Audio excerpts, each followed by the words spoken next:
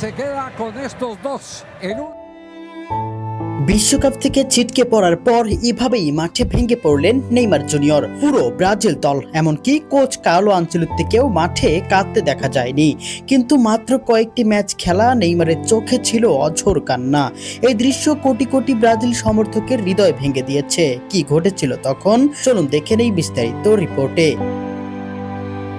2026 FIFA বিশ্বকাপের শেষ 16তে নরওয়ের কাছে 2-1 গোলে হেরে টুর্নামেন্ট থেকে বিদায় নিয়েছে 5 বারের বিশ্ব চ্যাম্পিয়ন ব্রাজিল। ম্যাচে নরওয়ের হয়ে জোড়া গোল করেন আর্লিং হালান্ড। ব্রাজিলের হয়ে অতিরিক্ত সময়ে একটি পেনাল্টি থেকে গোল করেন নেইমার জুনিয়র।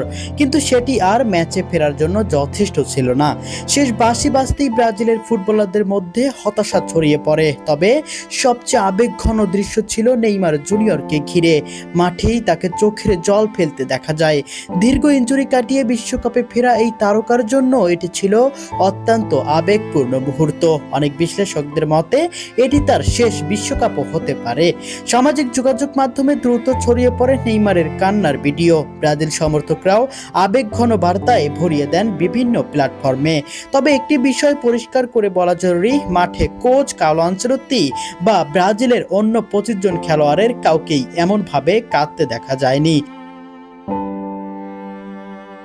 তবে বিশ্বকাপে মোট 5টি ম্যাচের মধ্যেও মাত্র 30 মিনিট খেলা নেইমার জুনিয়রের চোখে পানি যেন থামছেই না। অঝরে কেঁদেই চলেছেন নেইমার জুনিয়র। এত পরিশ্রম, এত কষ্টর পরেও তাকে মাঠে খেলতে দেখা যায়নি। এর চেয়ে আর কি বা কষ্ট হতে পারে? এত সংগ্রাম, এত পরিশ্রম সবই যেন বৃথা গেল নেইমার জুনিয়রের।